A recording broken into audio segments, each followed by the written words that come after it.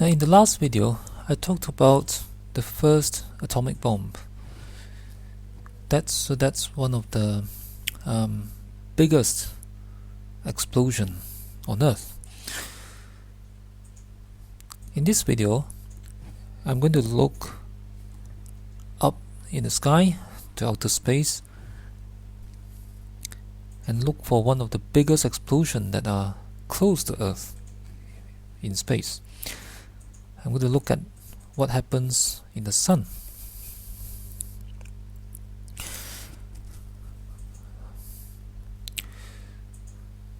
Now, you might have already learned that the Sun contains hydrogen,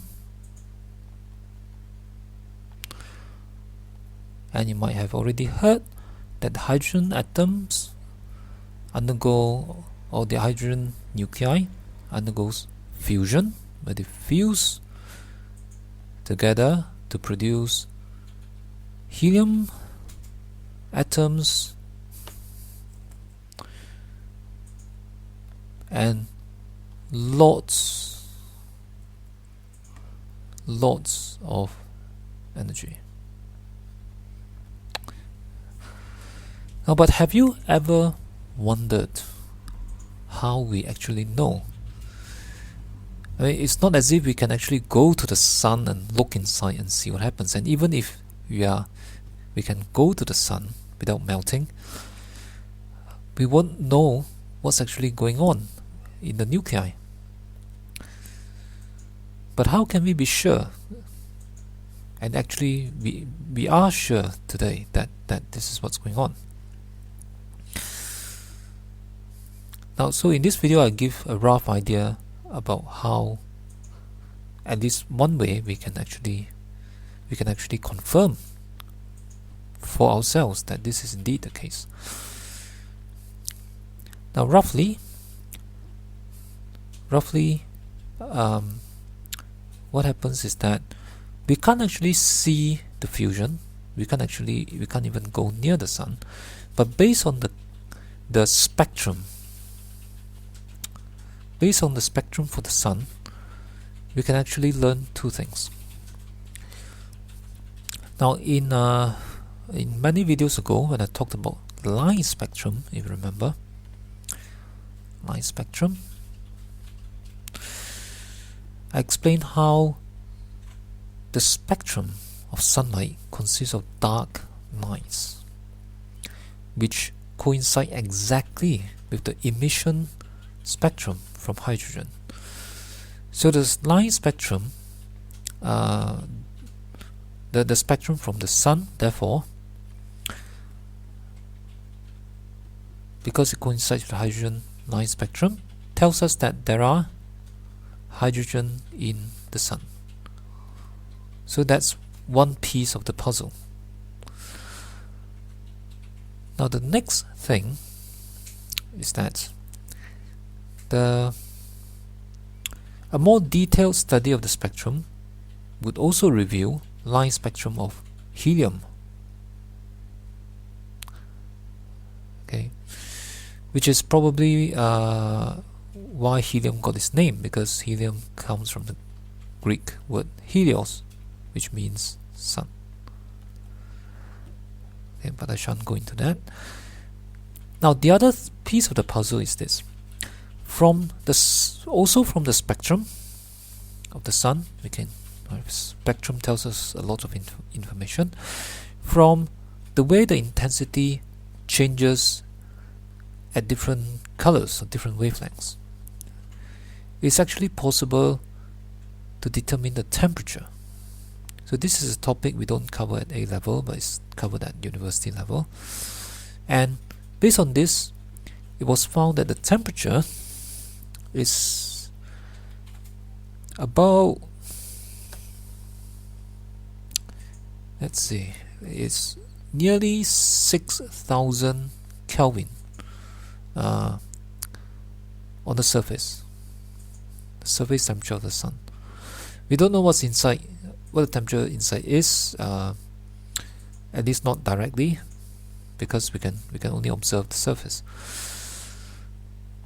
And based on this information, not just this, okay, then there's the other piece of information from astronomical measurements, distances and angles and so on.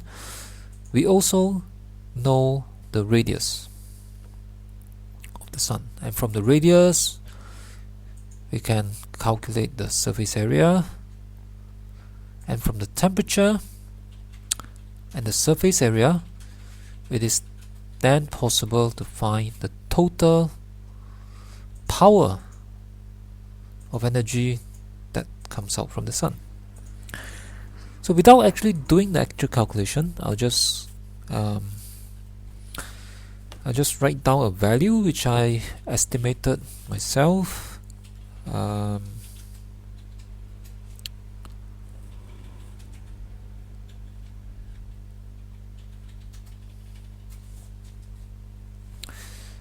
Okay,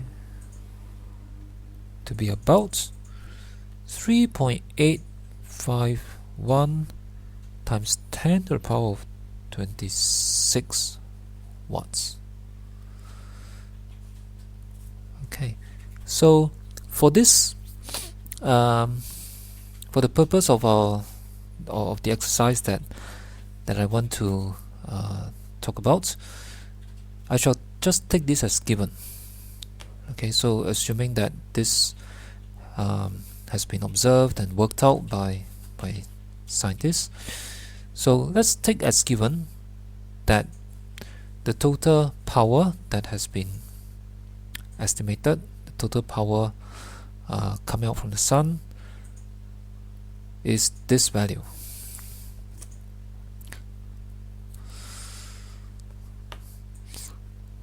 Now, based on this value,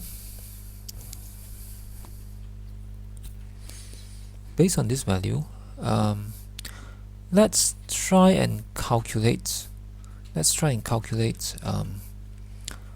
How much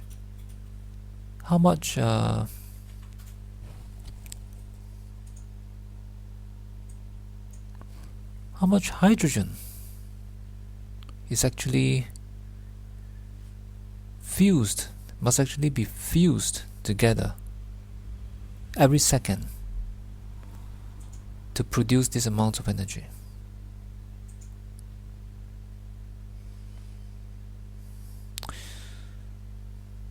Okay, so what I want to do is to try to answer this question.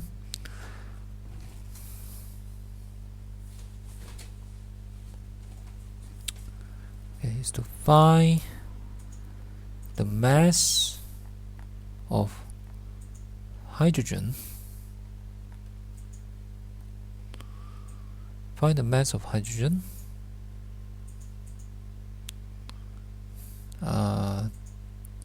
Fused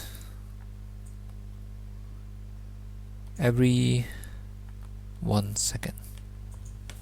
So this is what I'm going to try and do. Okay, so I won't be able to actually answer the question as to how to confirm that it's actually fusion that's taking place in the sun. But based on this, I would calculate the mass of the hydrogen that has to be used every second to produce this energy. Okay, and in order to confirm that fusion will actually takes place in the sun, or is actually taking place in the sun, many other observations must be made, I'm sure. So I shan't go into those. So let's focus on this for now.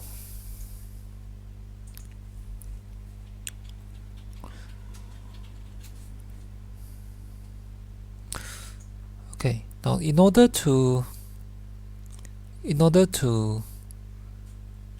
answer this question, I would need the nuclear reaction, an equation for the nuclear reaction that takes place in the sun. So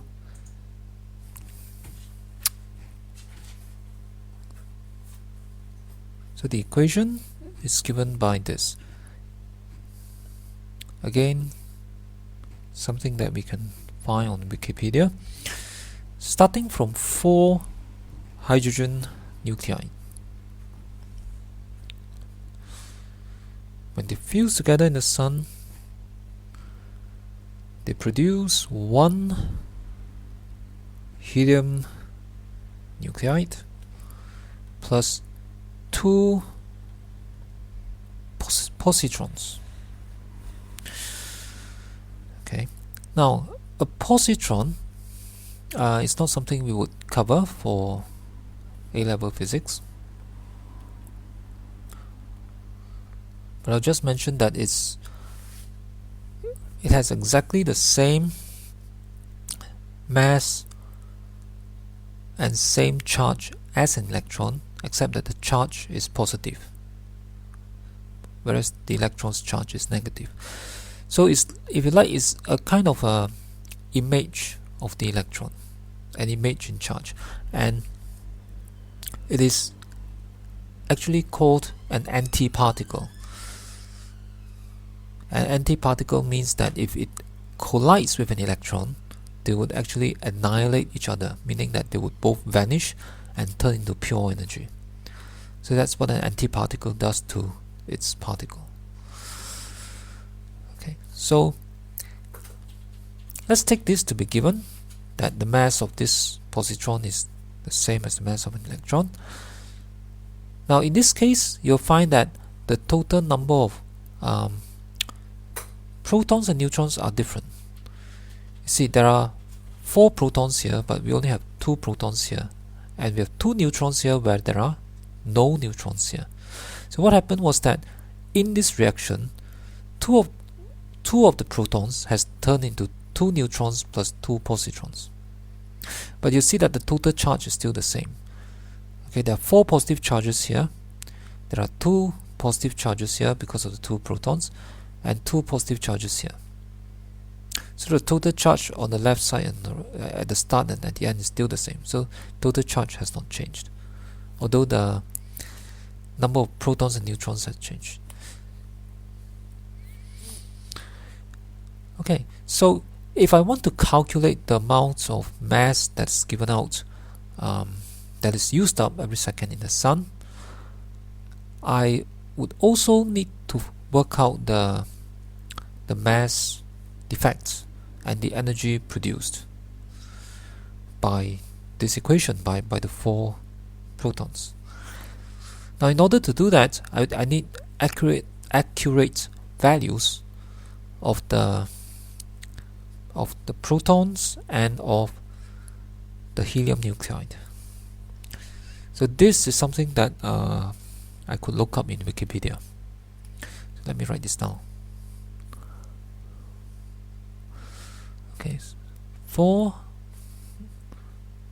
hydrogen nuclides, that means 4 protons, becomes 1 helium nuclide plus 2 positrons.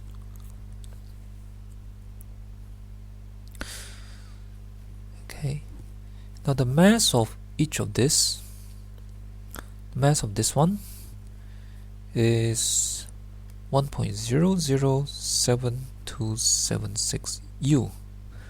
U meaning atomic mass unit.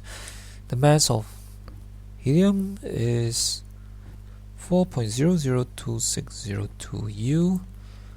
Now the mass of a positron is the same as the mass of an electron. Okay, and what I like to do is to find the mass defects for this equation. Now rather than actually working out the masses in kilograms and then using E equals to mc squared, there is another way to do that, to do this, which is quite efficient. Now the way to do it is to find the mass equivalent for U and for mass of the electron first, and then work directly in terms of the energies. Now you can this value is something that you can find easily with an internet search. So just search for mass of a proton. just search for atomic mass unit or mass of electron and its energy equivalence, and it's also often given directly in the exams. So let me just write this out. You could also take the mass of the atomic mass unit and multiply by c squared, using E equals to mc squared to find the energy equivalent. So the energy equivalent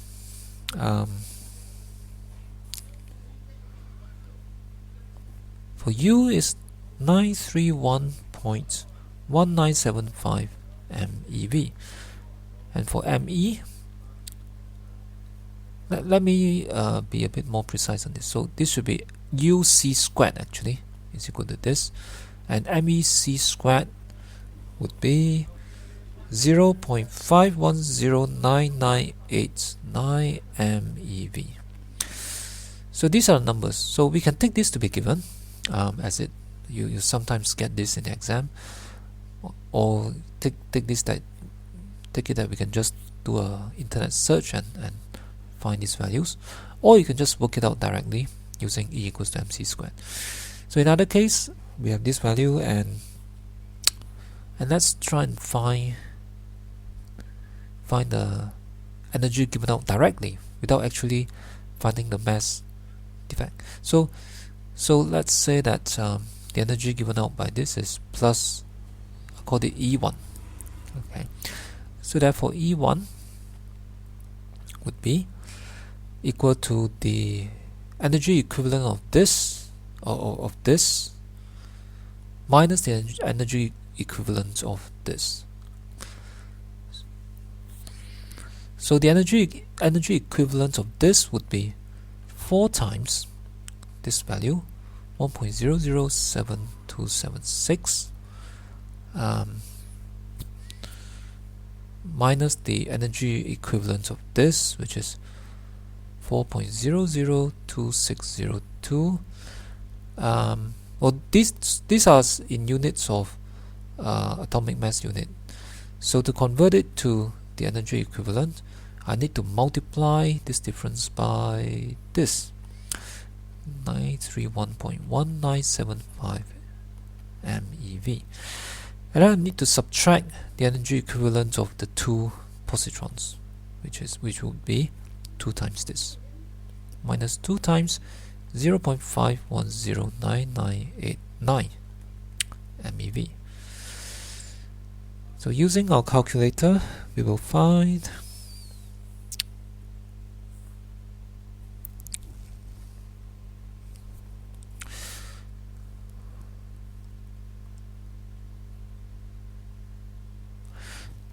(23.66 MeV as the answer.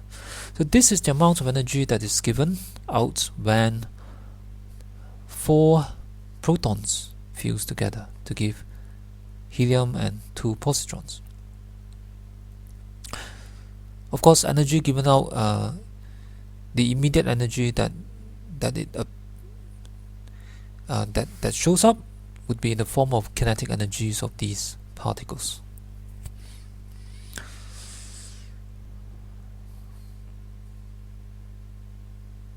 Okay, so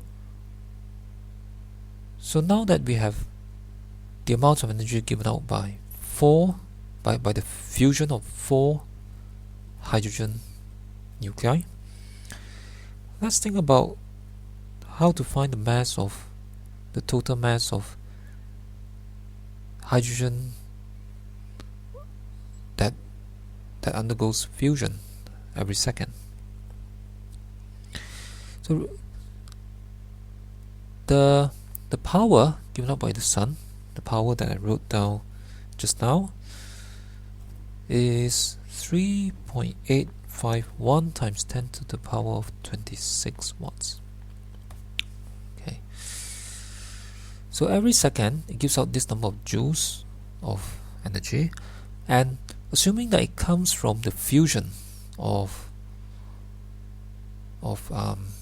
hydrogen inside the sun, maybe around the center of the sun. Let's see how we can find the total mass of hydrogen needed. So 4 hydrogen atoms, 4 hydrogen nuclei gives this amount of energy. We can find the number of hydrogen nuclei, total number of hydrogen nuclei, if we take this, alright, for 1 second. For 1 second, we can find the total number of hydrogen nuclei fused together. If we take this, divide by this. Right? If we take this, divide by this, and multiply by 4, because 4 hydrogen nuclei give this. So I would take this in 1 second.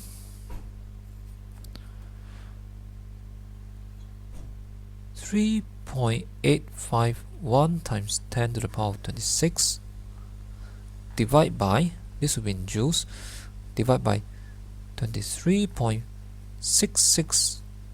M is 10 to the power of 6, E is 10 to the power is 1.6 times 10 to the power of minus 19 joules. So this is for 4 hydrogen. This is the total number of hydrogen divided by this, and this comes from the total number of hydrogen. So the total number of hydrogen would therefore be this over this times 4. Okay, so this will be the total number of hydrogen. Remember that energy is from 4 hydrogen, and this is a total energy in 1 second. Okay, so together we get the total number of hydrogen, and we want to find the mass. To find the mass, we need then to multiply this by the mass of 1 hydrogen, which is 1 atomic mass unit. 1.66, but not exactly 1 atomic mass unit, but actually multiplied by that. But I'm just going to take it to be approximately 1.66 times 10 to the minus 27 kilogram. So this is 1 U, which is approximately the mass of 1 hydrogen. Okay, now if you then put all this into your calculator, see what we get.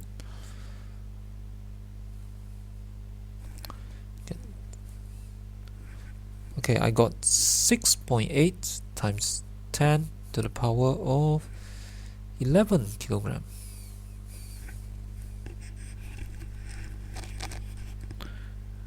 So that's the amount of hydrogen that has to undergo fusion per second in the sun's core in order to produce the amount of energy that we observed coming out from the sun. And in perhaps a little more in language that is a bit closer to how we would say it in everyday life, this is often this is sometimes